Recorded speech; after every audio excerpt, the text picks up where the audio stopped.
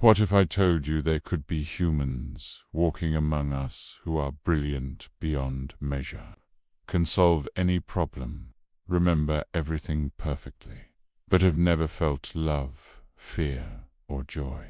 They'd be living computers in human bodies, and honestly, they might be the most terrifying humans we've explored yet. We've explored humans with only brainstems, pure survival machines, and humans with only limbic systems, beings of pure emotion.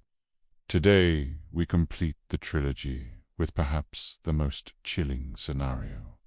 Humans who can only access their neocortex, pure logic, pure reasoning, zero emotion, zero instinct, and the result, something that barely seems human at all. The neocortex is what makes us uniquely human.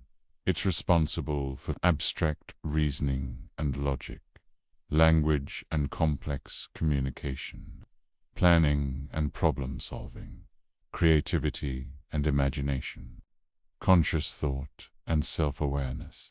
Now imagine humans who only have access to this.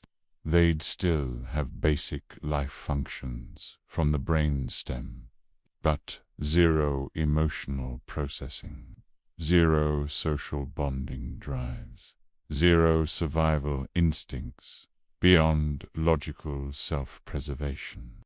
Let's dive into this disturbing reality. These humans would be intellectual powerhouses that would make Einstein look average. They'd have perfect logical reasoning, able to solve complex problems instantly, see patterns others miss, and make connections across vast amounts of information. Flawless memory, but only for factual information. They'd remember every book they've read, every conversation's content, every piece of data they've encountered. Incredible language skills. They'd speak with perfect grammar, use precise vocabulary, and communicate complex ideas with crystalline clarity. But here's the thing. It would all be completely cold. No passion, no excitement about discoveries, no joy in learning, just processing information like a biological computer. Try to imagine this. They would never feel happiness about an achievement, never feel sad about a loss, never feel angry when wronged, or grateful when helped. They'd understand these concepts intellectually. They could write a perfect essay about love, analyze the components of fear, explain the evolutionary purpose of joy, but they'd never feel any of it. It would be like asking someone colorblind from birth to describe a sunset. They could tell you the wavelengths, the atmospheric conditions, the physics of light refraction, but the beauty, the emotional impact, completely absent. Their social behavior would be disturbing. They'd understand social rules intellectually and follow them perfectly, but only because it's logically beneficial. They'd say please and thank you because they've calculated it produces better outcomes. They'd make small talk because they've analyzed its social utility. They'd even simulate empathy if they determined it was strategically advantageous. But there would be no genuine connection, no warmth, no real caring. Every relationship would be a cost-benefit analysis. Every interaction would be a problem to solve or a goal to achieve. Here's where it gets really chilling. All their decisions would be based purely on logical optimization. Choosing a career, they'd calculate maximum efficiency and benefit, with zero consideration for personal fulfillment or passion, helping others only if it served a logical purpose, reputation, reciprocity, or achieving a calculated outcome. Even self-preservation would be coldly logical. They wouldn't fear death. They'd simply calculate that continued existence allows for more goal achievement. Imagine dating someone like this. They'd be perfect partners on paper. They'd never cheat illogical, never lie unnecessarily counterproductive, never make irrational decisions. But they'd also never surprise you with flowers because they loved you, never hold you when you're sad out of genuine care, never laugh at your jokes because they found them funny. They might analyze that you need emotional support and provide it efficiently, but it would feel like being comforted by a very sophisticated AI assistant. This is perhaps the most disturbing scenario. They'd provide excellent physical care, optimal nutrition, perfect educational opportunities, logical discipline, but a child crying from emotional pain. They might determine the most efficient way to stop the crying, but they wouldn't feel the parental instinct to comfort. No bedtime stories told with love, no proud tears at graduations, no protective fury if someone hurt their child. They'd raise children like scientists conducting long-term experiments.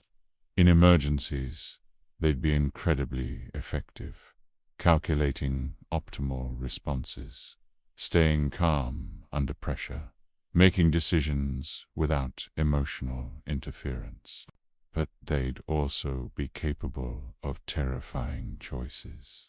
If saving one person versus saving 5 required sacrificing the one, they'd do it without hesitation. Not out of cruelty, but out of pure logical calculation. They'd be the ultimate utilitarian philosophers, making choices that maximize good outcomes, regardless of emotional cost. Here's what makes these neocortex-only humans so unsettling. They'd seem almost normal at first glance. They'd be articulate, intelligent, successful. They might even seem charming if they'd calculated that charm serves their goals. But something would feel off, like talking to the most sophisticated chatbot ever created. All the right words, perfect responses, but missing some indefinable spark that makes someone feel genuinely human. They'd be living in the uncanny valley, close enough to human to fool us initially, but fundamentally alien in ways that would gradually become disturbing. This thought experiment reveals something profound about what we consider essentially human. These neocortex-only beings would excel at everything we claim makes us special: reasoning, problem-solving, creativity, language. But they'd be missing what actually makes us feel human: our capacity for genuine emotion, for irrational love, for caring about things that don't serve logical purposes. They might be more successful than emotional humans in many ways. More efficient, less prone to errors, more consistent. But would they be living, or just executing very sophisticated programming? It raises the terrifying question: what if our emotions aren't weaknesses that interfere with optimal thinking? What if they're the very thing that makes existence meaningful? We've now explored all 3 possibilities. Brainstem only, humans, alive but not aware. Limbic-only humans, feeling but helpless. Neocortex-only humans, thinking but not truly living. Each scenario shows us something crucial about the balance that makes us beautifully, messily, wonderfully human. We need our survival instincts, our emotions, and our logic working together. That moment when you feel excited about learning something new, that's your neocortex and limbic system collaborating. When you get a gut feeling about someone, that's ancient wisdom meeting modern analysis. We're not just thinking machines, feeling machines, or survival machines. We're gloriously complicated beings where logic and emotion dance together to create something greater than the sum of its parts. So which of these three scenarios disturbed you most? The empty brainstem humans, the helplessly emotional limbic humans, or these coldly logical neocortex beings? Let me know in the comments. I'm genuinely curious which one hit you hardest. If this trilogy made you appreciate the beautiful complexity of your own mind, smash that like button and subscribe for more explorations of consciousness and human nature. And hey, next time you make a decision based on both logic and feeling, take a moment to appreciate that incredible balancing act your brain is performing every single day. See you in the next video.